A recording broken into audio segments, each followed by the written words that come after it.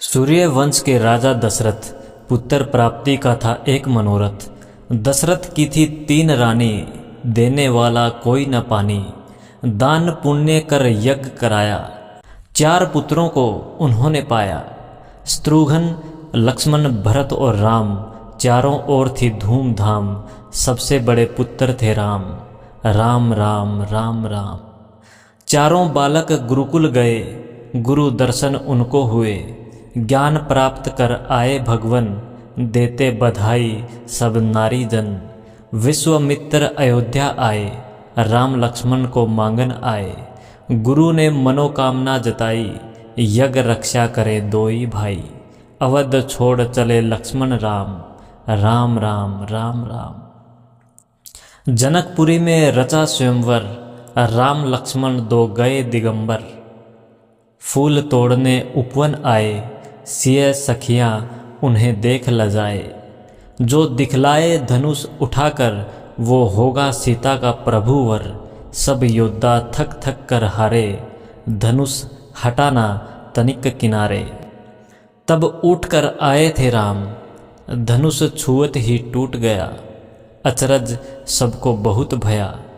अवधपुरी में वर वधुएं आई, चारों ओर थी खुशियाँ छाई। मन था कोमल सुंदर काया, राम के जीवन में सुख आया। राजा दशरथ वृद्ध हो आए, राज्य का शासन पुत्र चलाए। अगले राजा होंगे राम, राम राम राम राम। अब राजा बनने की बारी, ज्येष्ठ पुत्र की हुई तैयारी। कैकेयी के हीन भावना, दशरथ से थे त्रिवर मांगना। 14 वर्ष वनवास में राम, शोक में बदली धूमधाम। लक्ष्मण सिय संग जाते राम, राम राम राम राम। भरत को राजगद्दी दिलाई, भरत ने अविलंब ठुकराई। राम पहने हैं साधु वेश, जंगल में है किया प्रवेश। पवित्र हुए हैं सारे तृणकर्ण, फूल जहाँ थे आ गए कंकण।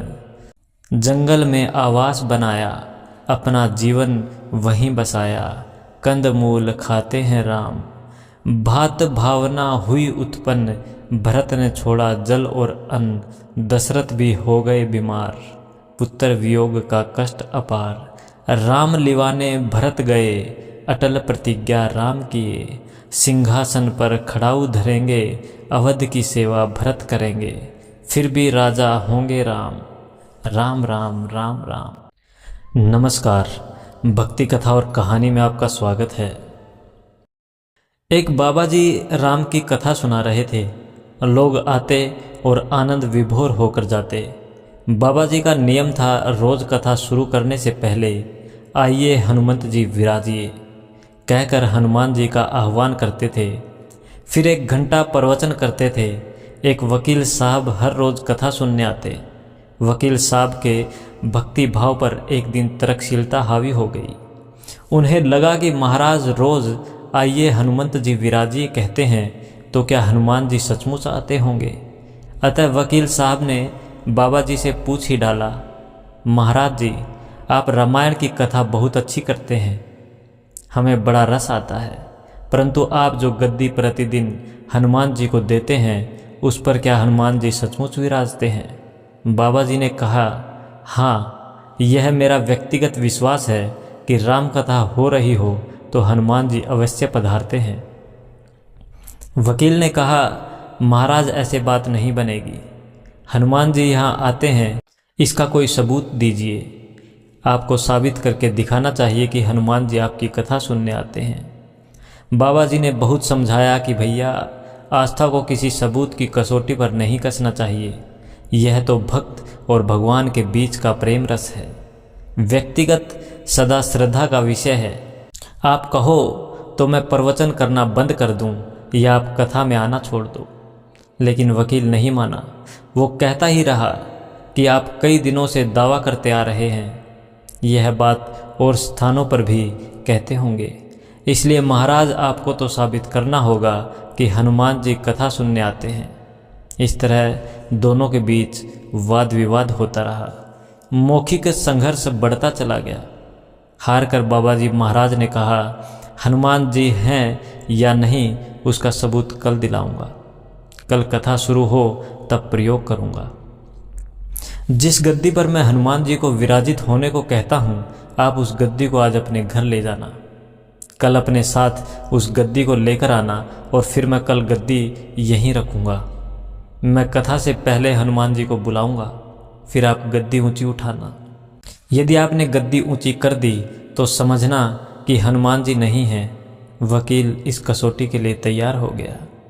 बाबा जी ने कहा, हम दोनों में से जो पराजित होगा वह क्या करेगा, इसका निर्णय भी कर ले।